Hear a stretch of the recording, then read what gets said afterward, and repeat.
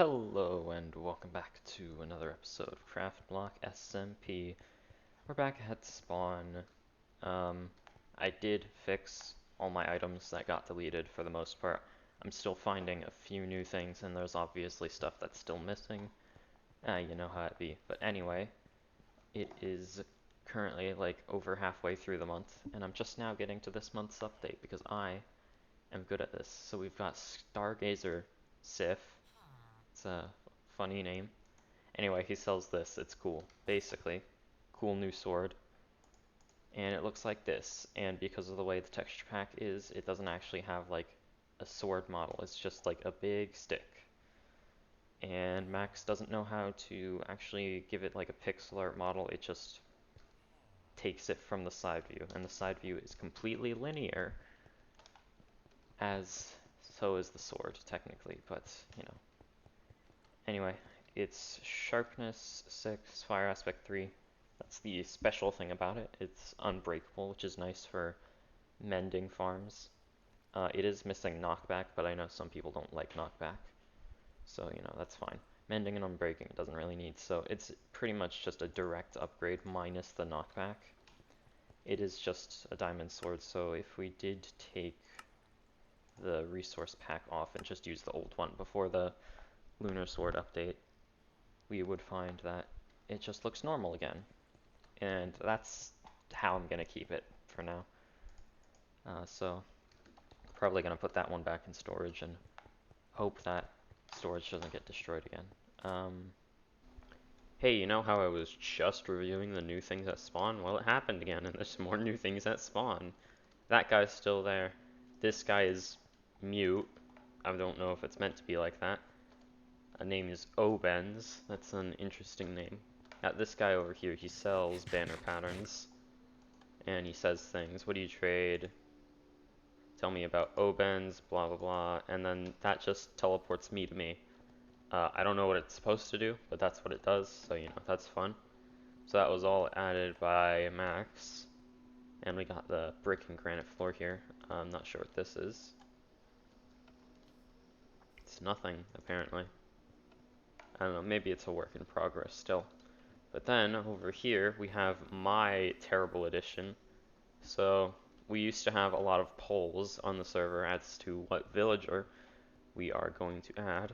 So I held one, and what was supposed to win, kind of, was bringing Mage Jimmy back, because he kind of got deleted from the server a long time ago, so, you know, we have to bring him back. But what actually ended up winning is because I let one suggestion get in there, was weed.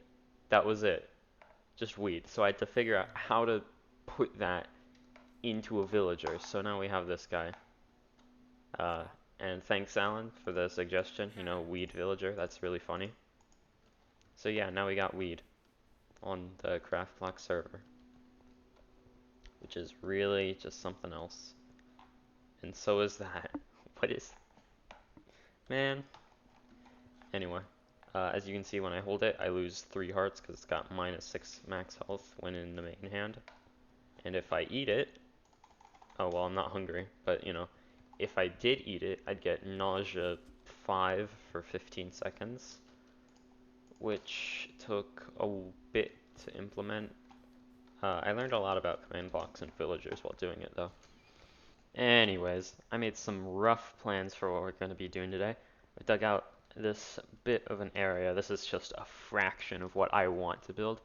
I don't know how big I'm going to make this area, but basically the idea is we have a tileable design so that we can keep expanding it, and we just put a bunch of farms and like machines in here, and by machines I mean like maybe a concrete powder converter, because right now we're building with concrete, but what we actually want to be doing is building with not the powder. I probably shouldn't do that right there because, you know, this will get turned. But as you can see, we are quite close to the redstones, which has actually caused a bit of problems with the design in certain places, but I tried my best to work around it, and I think it will turn out just fine. But yeah, it's meant to be a simple design that is just going to keep stretching in that direction. And these are the kind of materials we're going to be using. We're also going to have a bit of yellow concrete, just to throw some color in there, because obviously we have a lot of gray. There's also a few other materials that I want to use, like andesite. There's also going to be carpet, which is a bit of a problem because we don't have any sheep. But, I'm pretty sure we can just, like, go to one of our clan members' houses and find something there. Or at least I hope so. The general idea of the place is that we have this elevated walkway where we can oversee all the farms that will be going over here. With some simple walls, they're not the focus of attention, it's mainly just the farms. We're gonna try sugarcane first, and these will tile up like 2 more times for a total of 3. I'm not exactly sure what we're gonna do with the roof yet. I have a general idea, but yeah, this is actually kind of inspired by another one of the server members' places, which I might show in a bit. Maybe not, I don't know. Also, for lighting, we have sea lanterns underneath the carpet so that this walkway stays lit, and the area under it so we can knock out a few of these torches and it'll still be bright under there. You ever just spend an entire day building one single room and it's not even halfway done? Because yeah, I did that. It was kind of unepic and still got a long way to go, but I've gotten into the general routine. It's just black concrete, then that, and then that, blah, blah, blah. So, it's easier for me to build now, and I kind of run out of materials, so I got more, and I've had to turn this into actual concrete instead of powder, because I would just build with powder and then flush it with water. But now, since I'm building the roof, I have to use actual concrete, so it does not fall down. And the annoying thing about flying with a jetpack when you are hungry is that you try to eat the steak instead, which will cause you to fall. Anyways, yeah, I gotta get the roof in, and I'm actually gonna transition like a this. Ta-da! Roof has magically appeared. How about that, Epic transitions. Hopefully. We'll see if it works out in post, but it's a pretty simple roof, you got the squares and you got lighting. It'll continue on.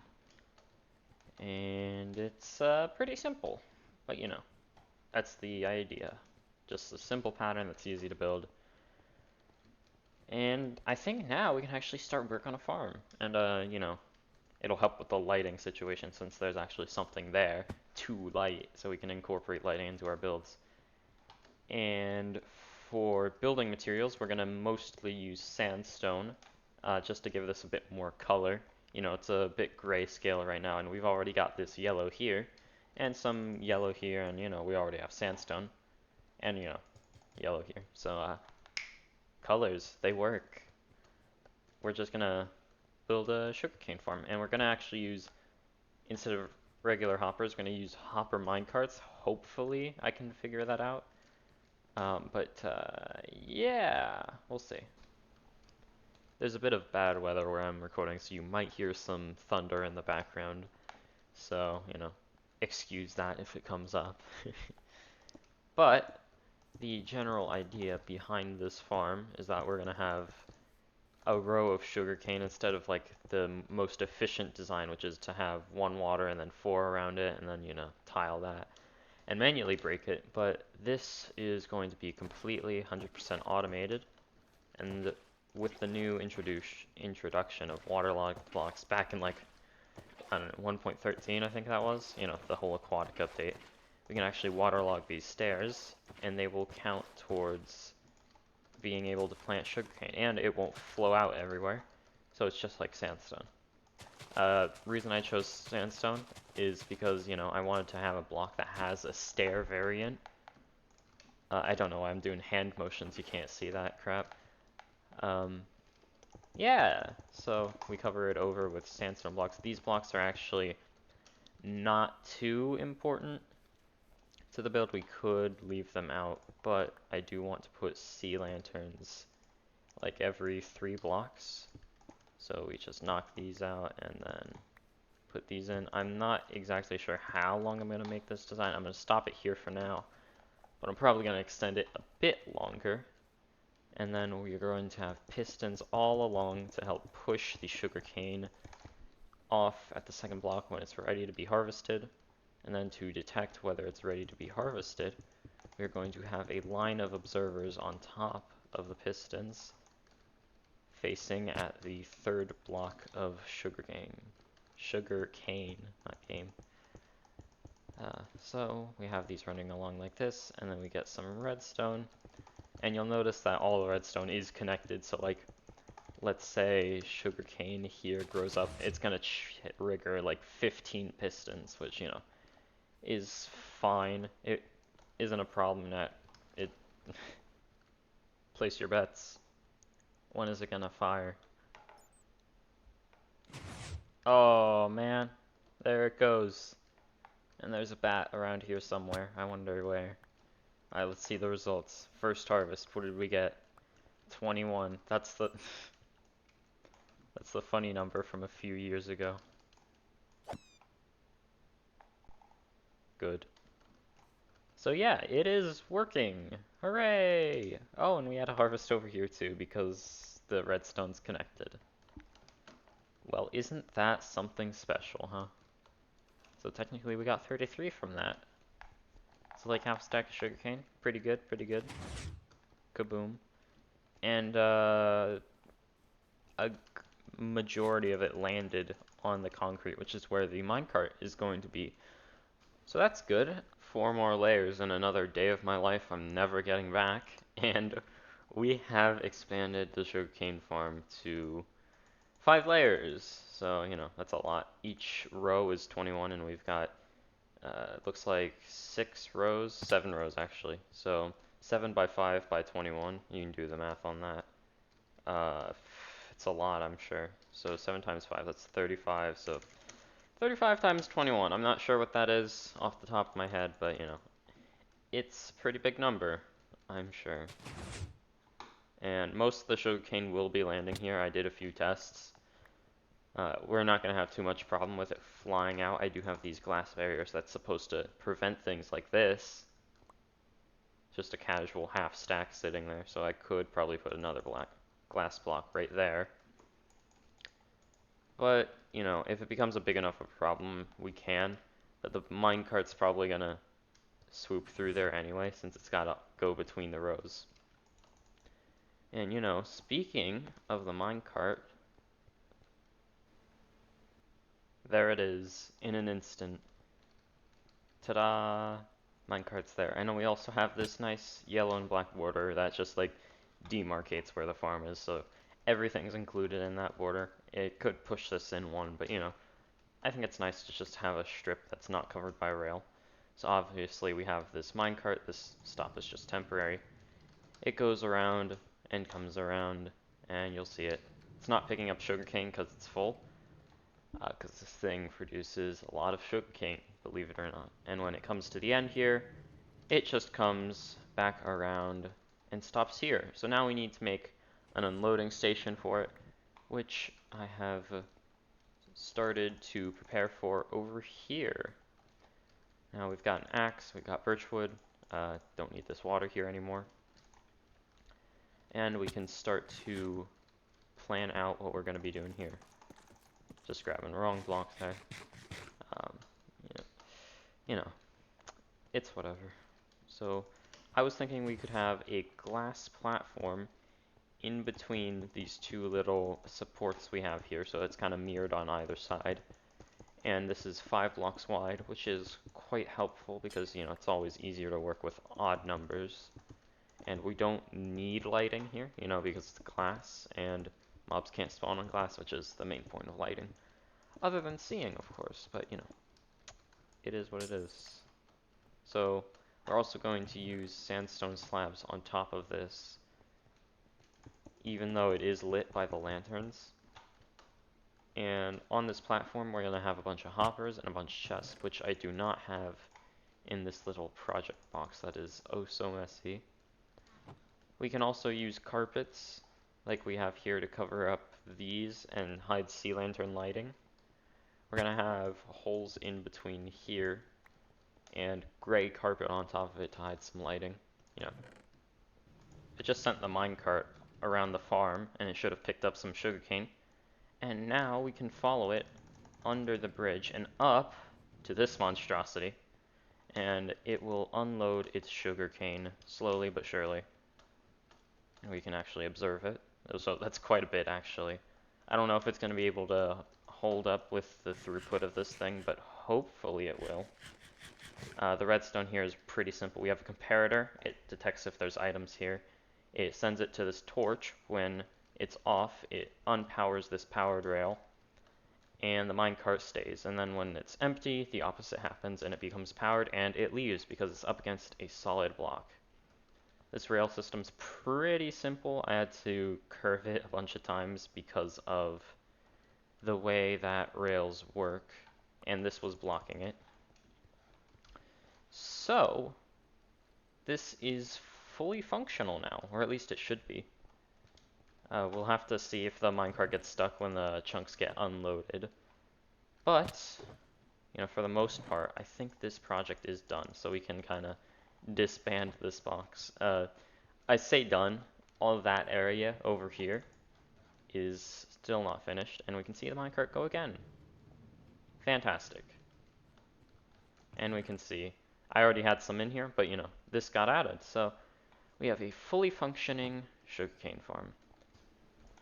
Now that we have a sugarcane farm and a gunpowder farm, we can actually move on to something that I've been meaning to do for quite a while. Actually, you know what? I'm just going to disable this while we work, since I'm going to be building right next to it, so, you know, don't want to hear those sounds. Now, if you've been on the server for a while, you will remember my Season 1 shop, called Fricking Fireworks. It was victim to quite a few pranks, just because of its name. But yeah, it was kind of one of my greater shops, minus the mending one I had. And you know, I hope I'm building this right. Should I make it go the other way? Yeah, I think that's a good idea. And just like that, the shop is done.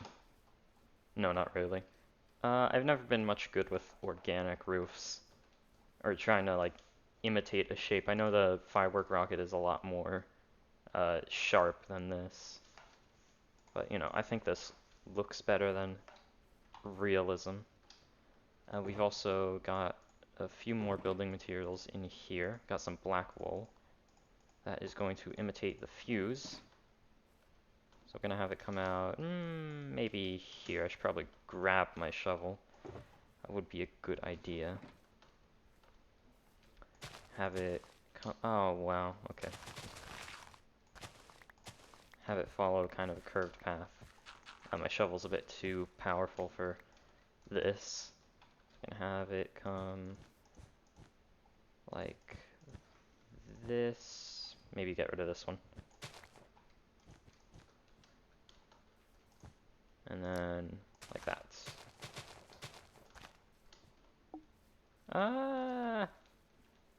Nah, I could do better than that. We're gonna have gray concrete powder kind of symbolizing or being in the place of gunpowder, since, you know, not a placeable block. And then we're gonna have chests here. And boom, that is a shop. All we gotta do is figure out prices. And we've got 3 chests for 3 different types of fireworks. So let's see, we could have, get rid of this sign, and we'll say flight duration 1, and then point upwards. And I suppose I should move this to the next line. That there, kind of like an arrow. There, flight duration 1. And then we can do the same here. And just like that, the shop is done. We've got it fully stocked, or at least there's 9 stacks of everything. The prices are determined, so you know, 64 rockets for 1 diamond in the flight duration, 48 for the 2, and 32 for the 3. It's not exactly proportional to how much gunpowder it requires to make it, but you know, it's whatever. Welcome to fricking fireworks. It's back. Server members, you may now buy things at fricking fireworks. It's amazing. And it's even got a fire feature that's not on wool, it's on grass. But you can just ignore that. Anyways, that is going to do it for today. This has been one that's been pretty long in the making, because building takes a long time, who knew? Next time, we're either going to do something else at the base, or we're going to be working on the bakery. Exciting stuff. Anyways, that is it for today. Goodbye.